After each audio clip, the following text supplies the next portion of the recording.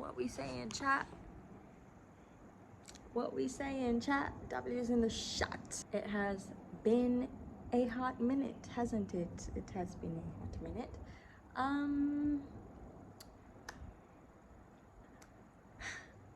What can I say to revive my fellow 6 people that watch this? Guys, what are you even doing here? What are you even doing here? Welcome back. Welcome back to... I'm not gonna say it. I'm not gonna... my channel. I apologize for not posting in a bit, but I've been a busy gal, you know what I'm saying. Ups and downs, ups and downs. Yeah, ups in terms of my research and my project, but also downs in terms of healthcare and PCOS. But you know, there's also ups to it, and there's also downs in the ups. So what goes up must I'm gonna stop come talking. But we move. End of the day is night. I'm kidding. End of the day, we move. We gotta move. Right. I haven't been out and about. I've mostly been with my family, helping them out. But it's been a while since I've seen my gals, so it's not like my other gals haven't pulled through. They have attempted to. It's me that has been off the radar, and it's just I've just been busy. But I really hope to see them soon. I miss my gals so much. Either way, I wanted to come on here to talk about a few things because, first of all, why is it that people don't reply their emails? Okay, let's talk about this because emails used to be the primary source of communication, and everybody used to use it because it was respectful, it was appropriate, it was the most streamlined way of getting your message across, right? And you know, it's customizable, it's global, you can do it, use it any way you want to. And before AI, before WhatsApp, before direct communication lines, emails were it. It was everything you could ever dream of and more. And now we are here in this age of AI where emails are so irrelevant and people just use it as like a backlog to collect info in their inbox. Like whatever that you send to them, it's just sitting in their inbox. And okay, it's one thing if they read it, it's another thing if they acknowledge it, if they let you know that they've received it, if they give you some sort of communication of confirmation, they actually have the common decency to write back to you. I don't know about that, because according to a lot of people, that nowadays is like high effort. Are replying emails high effort nowadays? That's my question. I want to know if replying to emails nowadays is considered high effort, because guys, what is this? Like, replying emails should just be like common sense. Why is it so hard to do that? Like, doesn't that defeat the whole purpose of emails? If you're not going to converse with the other party that you are reaching out to, it's supposed to be a two-way form of communication. But in all my experience, well, recently, it's been one way, and it's really stressing me out. Like, honestly, okay, like emailing used to be my forte. Like even before AI, oh my gosh, the emails that I used to draft some nasty emails. You just give me a computer and my motive to like take a stance, oh my gosh, nothing could stop me. So you think, right, that you not responding to me is going to stop me? No, it's not going to stop me, because just because you don't respond to your email doesn't mean that I'm not going to pick up the phone and try to call your office and see whether you're in, because that's exactly what I'm going to do if you're not going to reply to my emails, because that's literally where we've come to. Like, you know, it doesn't have to come to that, guys. Like, literally, it doesn't have to come to that, guys. That's literally what we've come to. And it doesn't have to come to that, guys. Like just reply your emails.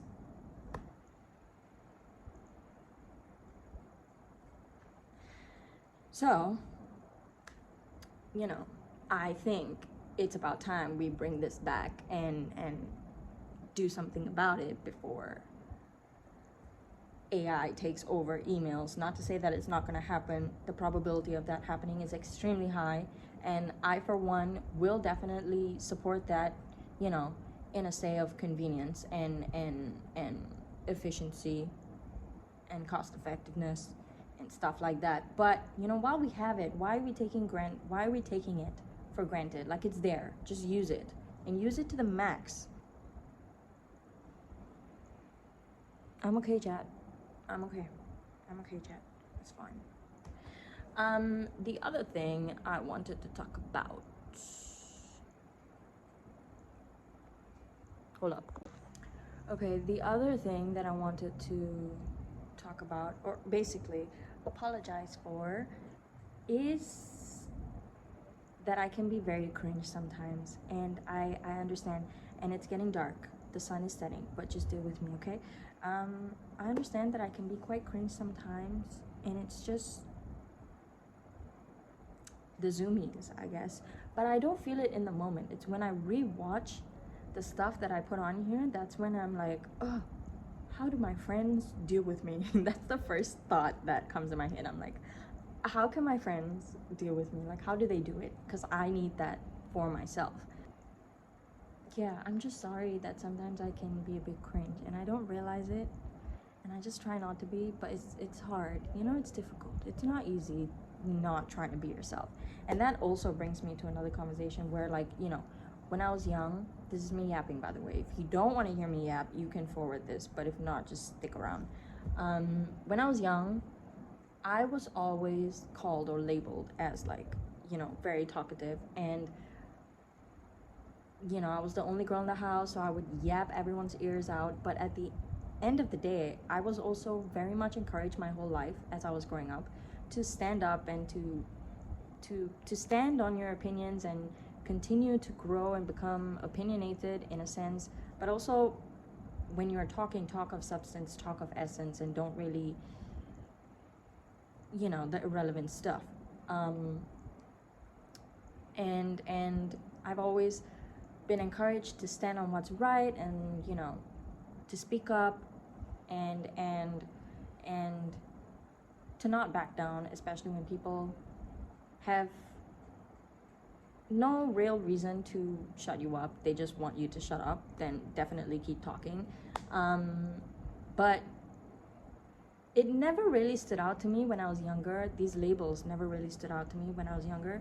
But now, when people randomly say it, especially people that I really care about and who I know cares about me, but they just say it, it hurts. It does hurt much more now, because I'm like, why are they so comfortable in saying these things, number one? And number two, why have I allowed it to be this bad? Like, why have I enabled them to have this continue on year after year, where it has come to a point where now when they say it, I immediately shut down and I start questioning myself, like, am I talking too much? Is there something wrong with me? Did I say something wrong? When I really was just talking. It wasn't an insult that I said. It wasn't a comeback that I said. I wasn't trying to start an argument, but somehow it has ticked another person off to the point where they have to label me as something. It's not just from my friends, it's from my family as well. And I've had it more from my family, but when my friends do it also now, it just like, it's like fireworks in my head, and I'm like, what the hell is this? Like, I know I talk a lot, but it hurts when people actively like label me something when I know I'm not that. And then, like, when I'm quiet, all of a sudden they'll be like, why are you so quiet? You know, what's wrong with you? And blah, blah, blah. And I'm like, it's hard for me to feel like I'm being myself, because I'm questioned when I'm being myself. And then when I'm not being myself, I'm questioned again. And I'm like, I'm gonna lose myself either way if this keeps up, because it's not good for me. It's very confusing, very frustrating, and it feels like I'm catering to other people, which isn't a hard thing to do. I am naturally a people pleaser, but this is where I feel like, you know, boundaries are so freaking important, because if I don't talk about it, then it's not, I'm not gonna be me anymore, you know. And so that's the last thing that I want to be, not me. And so in most cases now, when things like that happen, I find myself having to talk about it and explain myself, and I'm yapping all over again, and then again I'm explaining and explaining and explaining to people who care about me, which is why I take the effort and the time and the space to actually sit down and explain it to them. And you know, they make an active effort to make sure that I don't get hurt by it again. Sometimes when they do it out of habit, I'm like, it's okay, I forgive you, but it still freaking hurts, you know. So that's something I'm getting used to. Obviously, I can just take it in and out, and you won't even know whether it hurt me or not. But if I make it known that it has hurt me, boy, I would have to be very comfortable with you to do so. But that's something I'm working on, and I'm very grateful that the people that are around me also care for me enough to actually take this into account and want to, you know, care for my feelings and be more mindful when it comes to things like this. But then again, I don't like to make it into a big thing. It's just like, I don't want to make this all about me. And then, yeah. Anyways, that's what I wanted to talk about in terms of what I post on here as well. I think in my very first video I did talk about how I talk a lot, so it's like interesting and fun to watch back, obviously. But then again, it gets to a point in my head where the imposter syndrome kicks in, and I'm like, this is very cringe, and I should not be rewatching this. Maybe in like 40 years when I rewatch it, that's fine, but I'm still in, you know, this age where I'm figuring things out, and I'm learning, and I'm having fun, but also not taking everything seriously, and taking everything seriously. So it's a situation. But at the end of the day, I'm just trying to be the best version of myself that I can be, and that is to accept any and all versions of myself. So I'm also coming to terms with that. So this is all, you know, trial and error, and it's a learning curve. In every way, I take it as a learning curve. I am very grateful for all that I have, you know, learned through this time, but I also appreciate the patience from my viewers and from my friends and my family and from the people that have to deal with me. It means a lot. I know I can be such a handful sometimes, and I just really appreciate all the love that is continuously thrown my way, even when I give people every reason not to stay. When people stay, oh my gosh, my love for you it just flows indefinitely, and I hope that I make it known enough to you. Okay, I think that's it for today. I don't know what this vlog is gonna be. It's gonna be a lot of things here and there because I have no plan for this vlog, so let's just see where it goes. Thus far, yeah. If not, it's just gonna be a whole lot of me, and I hope that's okay with you, because this is for memories and fun stuff, and for me to learn from. So yeah, thanks for sticking around, thanks for listening to me. I apologize for putting this on your shoulders, but thank you. Okay, thank you. Let's see when I'm gonna talk to you next.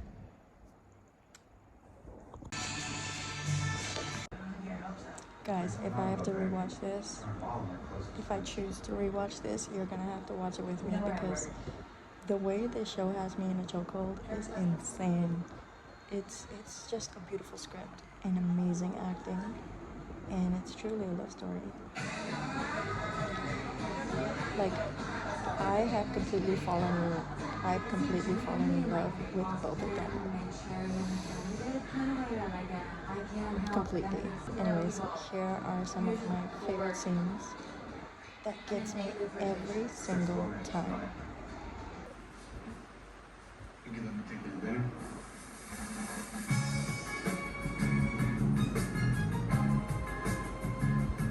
Wait for it. Wait for it. Wait for it.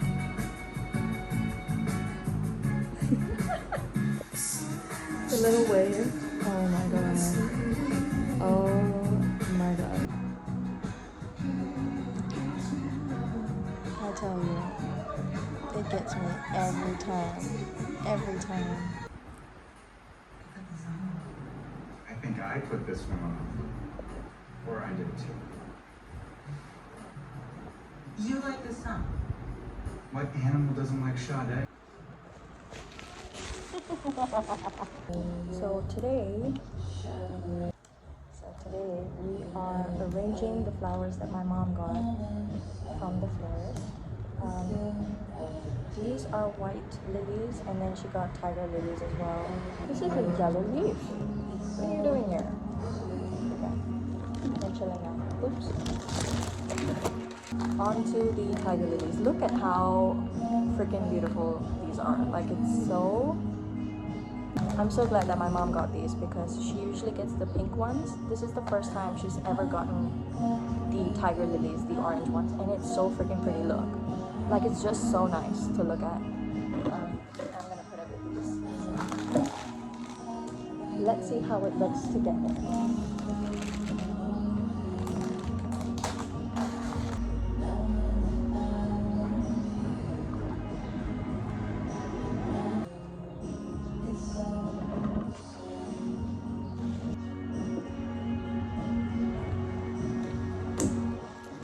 Oh my gosh, the smell is so nice.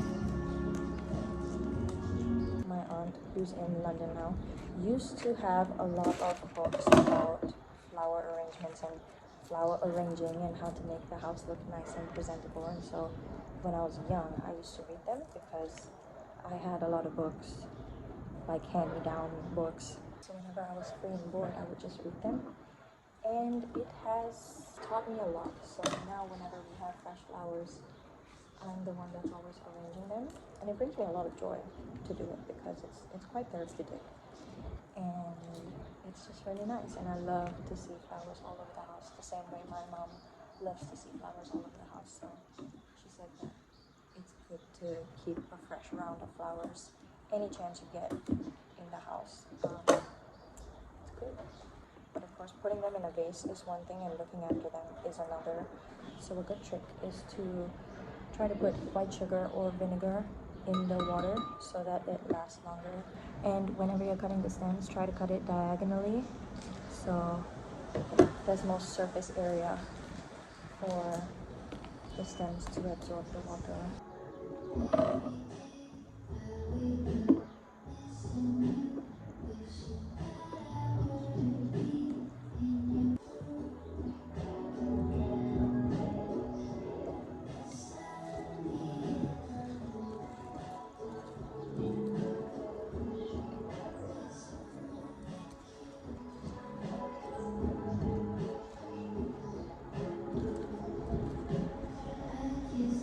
This little leaf is blocking me, but I wanted to say, usually my mom gets the lilies that haven't fully bloomed yet so that it will bloom in our house and it will last long. And you can see it bloom, you can watch it bloom. I just put it in water, so it's going to take a while for the flowers to absorb everything, but I'm going to sprinkle some water on it anyways. Look how pretty this is her. She is so pretty and beautiful, and she has bewitched me, body and soul. I don't know if you can see her. She's still here. I just moved her to the side because I'm doing some work as well. But I think this video is just gonna be me because I'm not going out until like May, which is in a few days. So this whole video is pretty much just a yap session. It's a whole lot of yap, so I hope that that's okay. I'm gonna try and align my thoughts and see if I can spell this out much more clearly for everyone, because I don't want it to be confusing and I don't want to yap too much.